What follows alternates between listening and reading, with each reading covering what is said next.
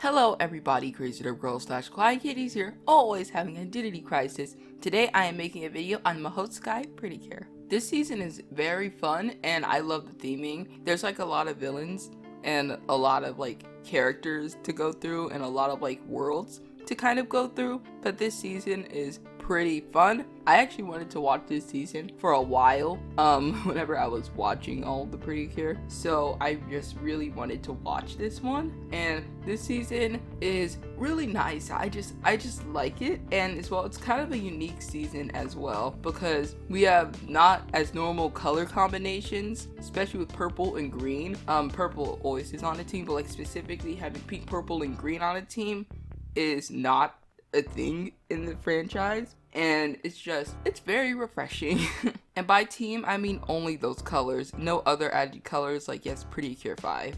Okay, I'm going to be starting off with the main pink lead, Asahina Mirai. She is a very curious and sweet character. She's also very excitable like her other pink lead predecessors, and she's just a really sweet girl. I really enjoy how much of a nice person she is and how curious she is about her best friend, which I'm going to talk about in the next character. Like, I love how curious she is about her world and all these other worlds. Her curiosity is just really what makes her character, and I like that trait. It's very nice. Other than that, she's more of a typical pink Precure lead. She's just adorable. I love her designs.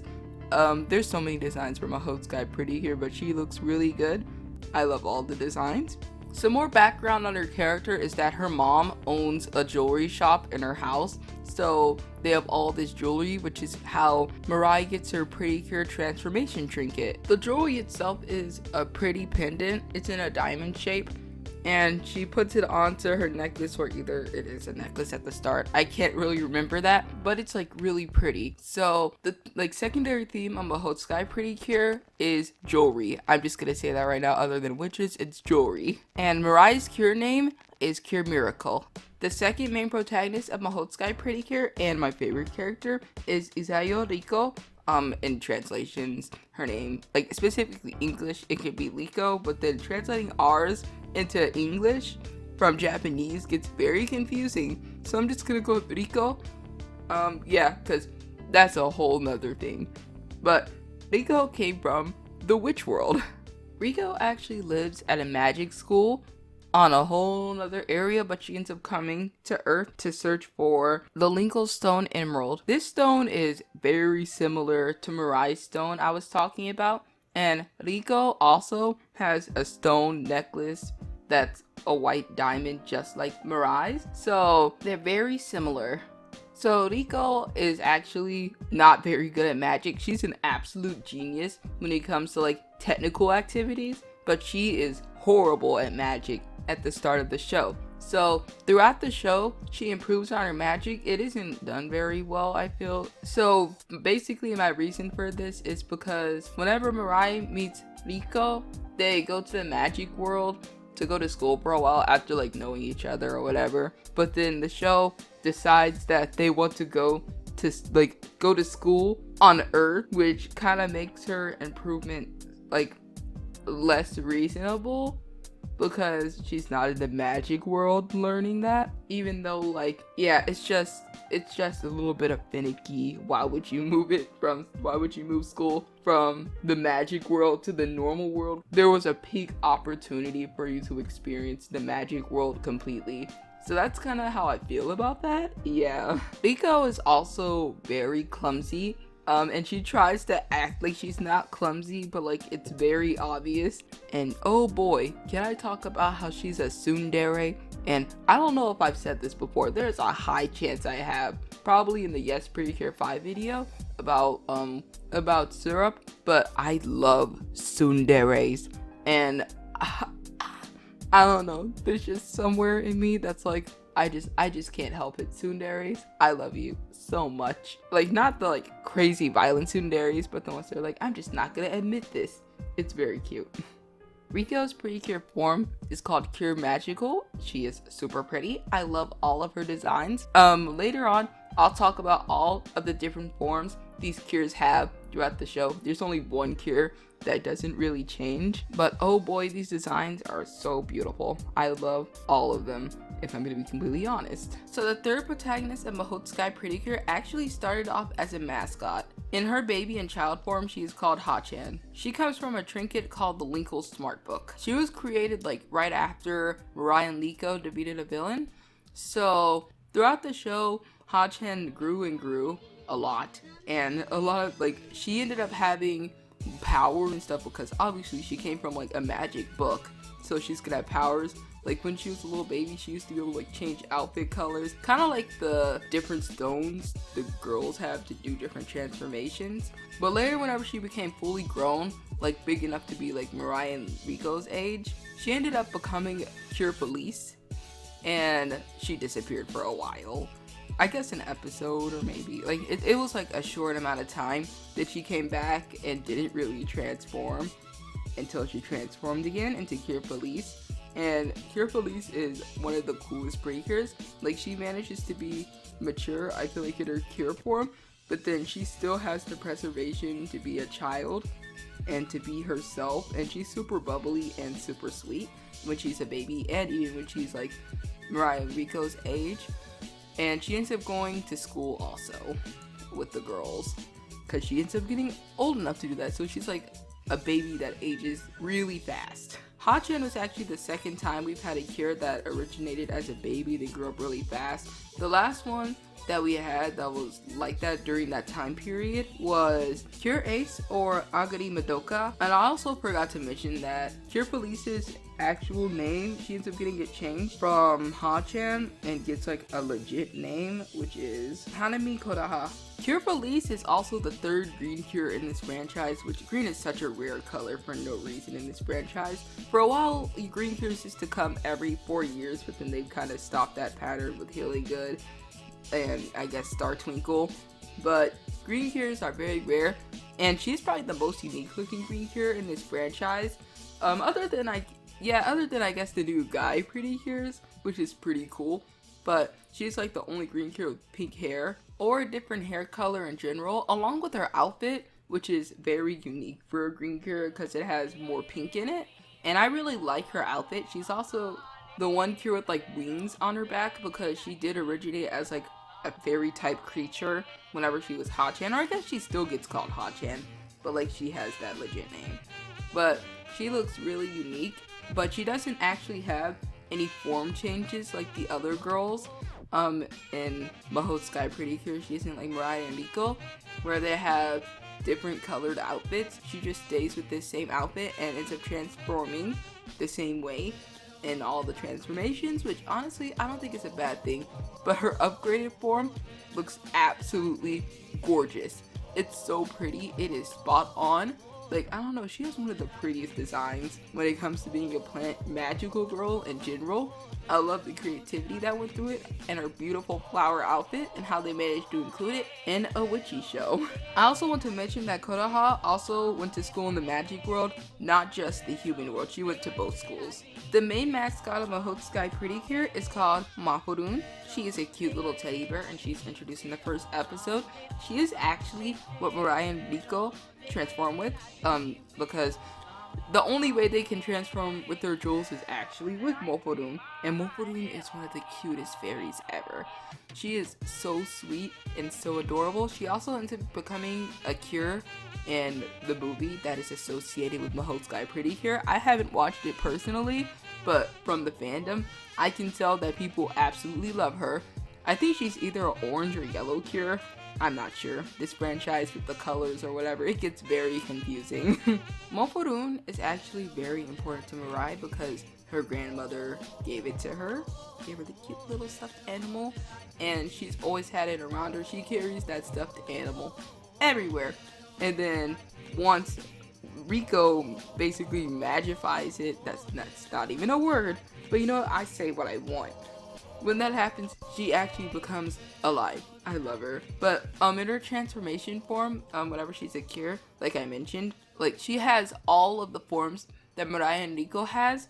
Unlike Cure Police, she has Ruby, Topaz, all of those. I'm about to talk about those soon after I get past this section. But she has all of those forms, and they look stunning. Her cure name is also Cure Mahoutsukai. There's also a principal of the school that Rico attended at the start of the show, or I guess always attended. They just had a secondary school they went to, which was the Earth School. The principal of that school was Gucho. He is actually super old. He looks super young, but he's super old. And he's kind of like the character that like knows everything about the conflict in the show.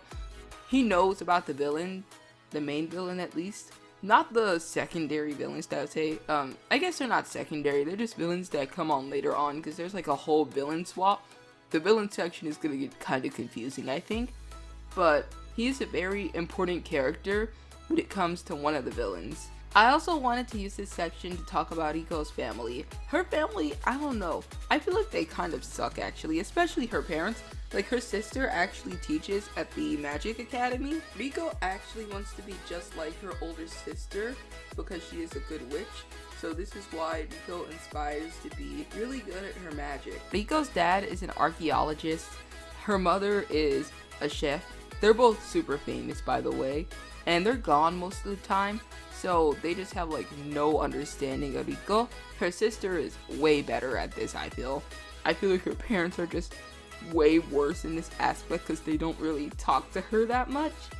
And whenever like there's this one birthday party episode, like her parents were just being like, I don't know, so unrelatable to Rico that it made her uncomfortable. And at the end of the episode, they're like, oh yeah, they're all family, yay. But it was like, I don't know, like they were kind of making Rico uncomfortable. I support the idea of family, of course, and loving family loved ones. That doesn't mean that she like can't love her family. It's just like, I don't know, they just don't really understand her. And I think that's kind of an interesting idea to have in this show. I really like that idea because it really develops and makes you understand Rico's character a lot more, even though they didn't like execute that whole episode lesson perfectly, but that's okay. There are also Academy girls that go to the Witch Academy, and their names are Kay, Emily, and Jun. And they are all very sweet, cute girls, and they are all also terrible at being witches in their own unique ways. But like seeing them throughout the show, even whenever the girls leave the magic world and go back to the human world and then come back and see them again, and seeing how much they've improved off screen, which is a little disappointing. But like just seeing it is really cute and really nice. They are really close to Rico because of, you know, the bad at being witches situation. They were always like put in class together because they weren't good at being witches. But they're just nice characters. They're very enjoyable. I love them. And they're all very unique. Now I'm gonna get into the villains. There's so many layers of them, but one thing I want to get out of the way before I actually start talking about them individually is that I'm not a big fan of their designs. Some of the color choices are just a little to me, and I'm just not a big fan of it. It makes me think of Yes Precure 5, and I feel like those villains look like Lego blocks. I don't know, I feel like these villains to me look like Lego blocks, but with more clothing. The color, it's just a picky thing. I don't know, maybe they were trying to make them look unappealing because they were villains. To me, they just look tacky, so I'm not a big fan of the designs. Getting away from that point, the first villain I'm going to be talking about is Batty. He is the first villain to appear in Mahoutsukai Precure, and he goes and gets Mirai and Rico and Mohorun. As Mohorun is the transformation thing, or whatever. So, he is very formal-like, and he's going after the Linklestone Emerald, which is what Rico was looking for earlier. And basically, this is the goal of the villains for the first half of the show. Batty does get defeated early on, but he will be brought back in the middle half of the show, where he maintains the same personality, but they kind of sort of collab with the newer villains. Whenever he was defeated the first time, he went back to his normal form, which was a bat. And even after he got revived, he was like, I wish I could be free again being a bat. So that's kind of an interesting aspect, that these villains were turned into heroes, not really with their will. Like, it was against their will. The second villain I'm going to be talking about is Sparta, and she is the second villain to debut. She is a spider villain. Kind of like, her name doesn't really say it as much as like Batty, but I guess the spa part of it, Sparta. Sparta is a very bold character and is very passionate about being the villain. She is also very stuck up. She is also defeated very early in the series, very much like Batty, and is brought up at the end of the show, which I said that Batty was brought up in the middle. It was the end. The next villain I'm going to be talking about is the last one to debut for this group specifically, unless it's like the more important villain, which is like the second hand to the main villain, or the main villain himself. So Gametsu is a turtle villain. He's one of those villains that are very strong, one of those like strong-minded villains. He thinks of himself as more of a magic warrior, so he's the typical buff villain of the group. The villain that is second command in Mahoutsukai Precure for the first half of the show is Yamo, and he is a gecko.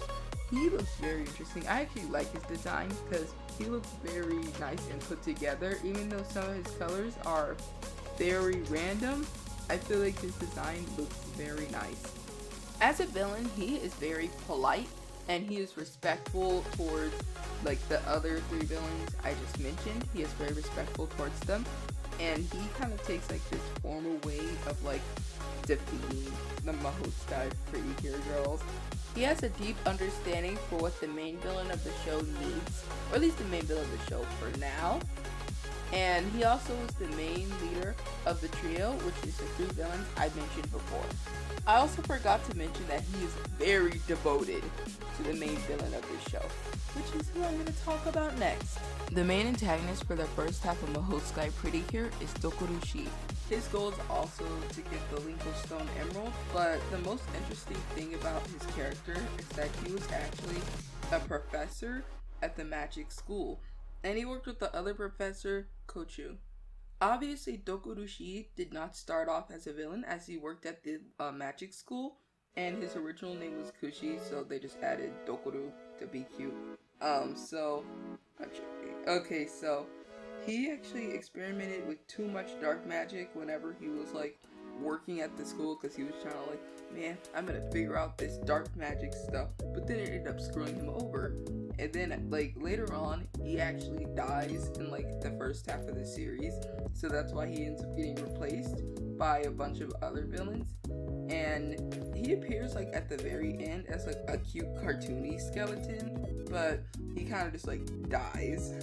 He was also known as a very talented magician within his world, so it's kind of like, it's very interesting to see his downfall and how you can just change. I feel like he is also one of the best villains within the show because of how much he is connected to the school and the head professor of the school, and that he was one in the past. It just really connects together nicely, and I just like really like it whenever they create villains that are just very deeply connected to the already surrounding environment.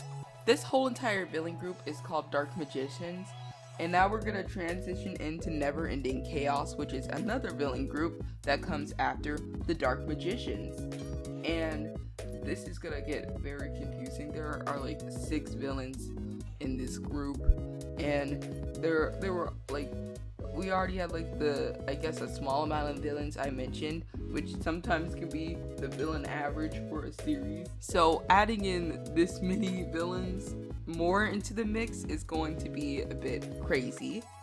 So get ready and buckle up for Never Ending Chaos. One thing I want to mention before I actually focus on characters is that monsters of the week have actually changed.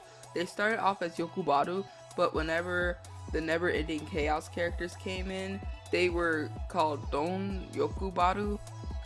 These names are so hard for me to pronounce.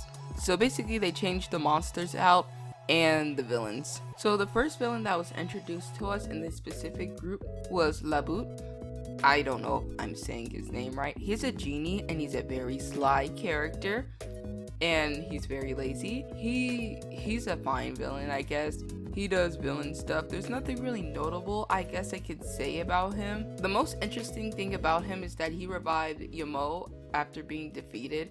So it's the gecko guy, the second in command villain I just talked about like 2 sections ago. So he brought him back, and he ends up like trying to like encourage him to get revenge on his master being defeated. So that's the thing, but there's nothing else that interesting that I can think of for Laboot. So the next villain I'm going to be talking about is Shakins. I have no clue if I just said his name right, but he is actually made from a stone or whatever, a stone statue, and he's very serious. He's soldier-like, kind of like the other turtle villain I was talking about. That's like the buff villain, but this guy, he's very similar, but he's more stoic and cold, and he's more soldier-like than anything, and he wants to absolutely destroy and annihilate the Precures.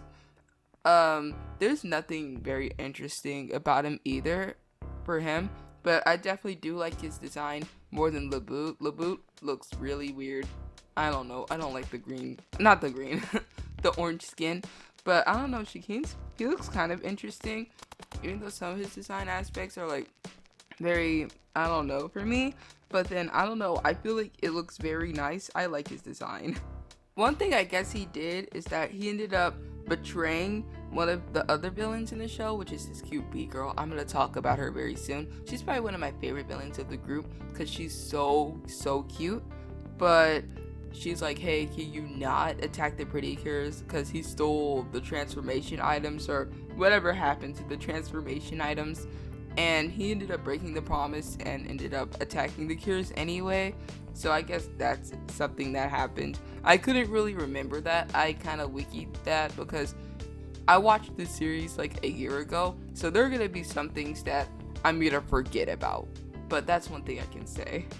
So the next villain I'm going to talk about is actually one of the more important villains in this show, and her name is Rico. She is very stuck up, very rude, and arrogant, but she also doesn't care how she defeats the Cures.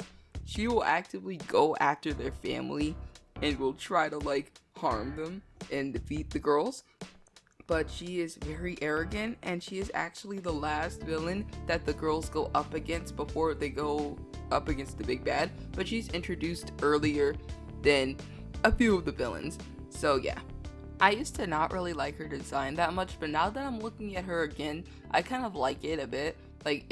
Her devil motif design looks kind of interesting. Maybe it's because it looks a little bulky, a little bit like the Precure 5 villain designs, but then I don't know, there's something about it that just gives me Cuphead vibes.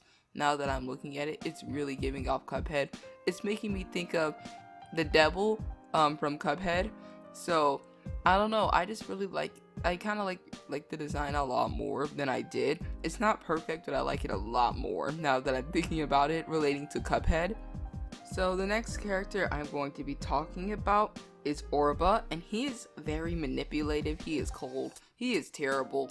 He is just he's like the worst type of person you could know, because he manipulates everyone around him, and he's basically a bully, but then he's just a horrible person. He is very book smart, and he researches his opponents so he knows what they're about. One of the things he did is he restrained Gametsu, one of the villains he brought back, the turtle villain I talked about earlier. He basically brought him back, or one of the villains did, and he restrained him and proceeded to tell Cure Police about her relation with Mother Rapapa, which is another character. He also tried to take Dokorushi's book from Sparta, and Sparta actually has something against him. She wants to betray him. It's Sparta's that spider girl I talked about earlier. So yeah, there's a lot of continuity with some of these villains, and a lot of them end up getting connected to each other. Yeah. He also has that adorable bee girl servant. She's a little bit of a tsundere, and like I mentioned earlier, you know how I feel about tsunderes. And her name is Chikurun. He basically manipulates her to join him and work as a servant for him, because she doesn't want him to reveal that she's been lazing around the beehive and has been collecting honey, which I guess that's more of a calm circumstance than it could have been. But still, she didn't want that to happen. She didn't want her queen to know. So she decided to work for him as a servant, and later on, she ends up like not wanting to be a part of his work because he's not a very good person, as I mentioned before, as he is a manipulator. As a servant, Chikurun basically spied on the Cures and spied about their information and their powers, basically the information that Orba wanted. Okay, so the main big bad of Mahoutsukai Precure is named Deuce Mask, and he's not that interesting, if I'm gonna be completely honest. He's less interesting than the last main villain of this show. So he basically just wants to put chaos in the world, which is one of the most basic villain things you could ever do.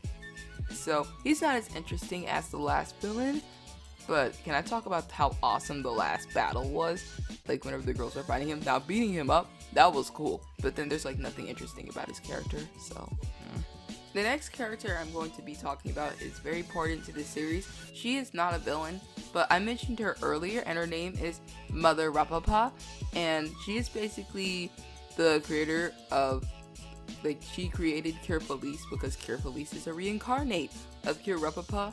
She is basically the god figure of this world in Mahoutsukai Precure. Mother Rapapa basically blessed the humans and everybody else and made the world more peaceful and allowed people to build stuff.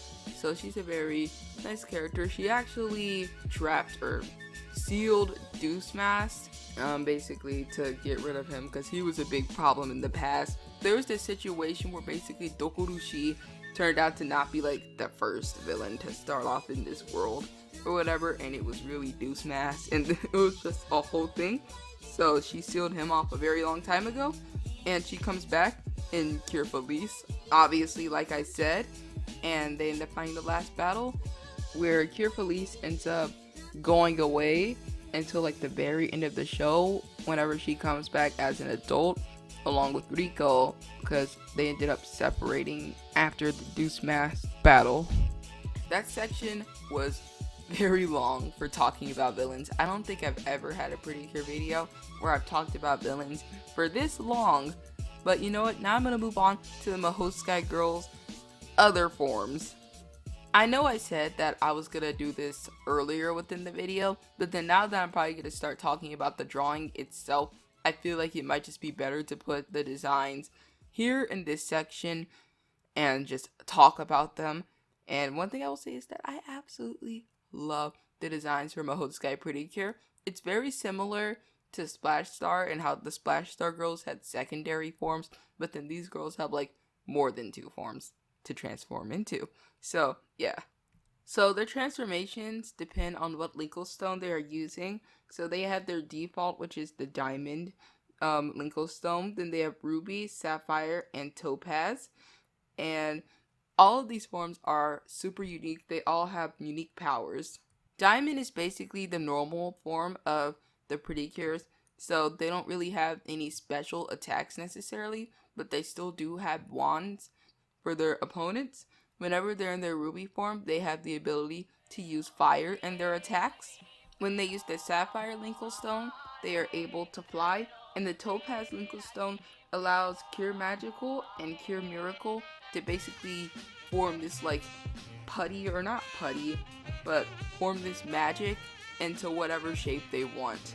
And a lot of these designs, Cure Magical and Cure Miracle, have like opposing colors, or one will have black on their outfit, which is most likely Cure Magical, and the other will have white, which is Cure Miracle, or they'll just have like swapped colors a little bit. They'll still have like the main color scheme of red, blue, whatever, but then they'll have like a few opposing colors, and I think it looks really cute.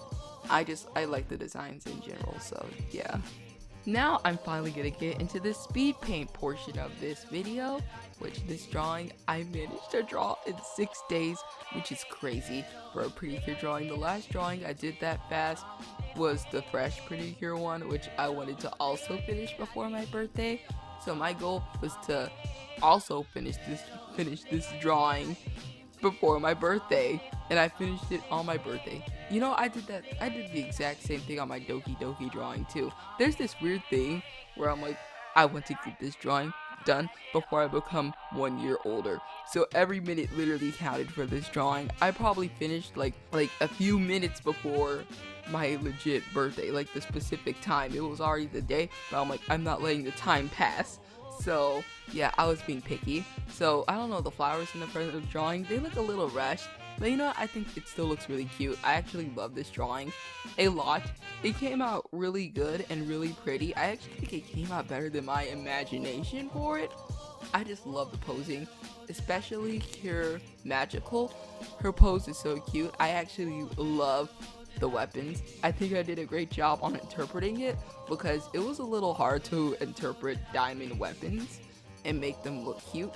So I'm really glad I made them transparent. I think the drawing is super pretty. I also added Moporun, and Moporun looks really cute. I love the lighting in this drawing. I just think this drawing generally came out very well. One thing that I forgot to take care of in the drawing is, you know, the little circular part at the bottom. I don't know what it's called, but like those witch circles, whatever. But in the back, I forgot to like smooth it out. But the rest of the drawing, like, it's not even noticeable. But the rest of the drawing just looks really good in my opinion. I'm super happy with how it came out. I just like the posing. I enjoyed the fact that I just had a 3-character composition to work with, because the next Speedpaint, oh my god, it literally mentally killed me to find a good composition for it, specifically for Kire Kire Elamode, which is the next video that is going to be part of this little series I have. So yeah, this drawing just came out really good. Thank you so much for making it this far. If you watched up to this point of the video, I really appreciate it. You should go check out my Instagram, Twitter, and my new TikTok. Ooh. I also have a Reddit, and my commissions are open. So, oh my god, I forgot my DeviantArt. Also follow me on DeviantArt. But my commissions are open. So you can DM me on any of these platforms and I will happily do a commission for you. Thank you so much once again for watching this video, and I love you. Bye.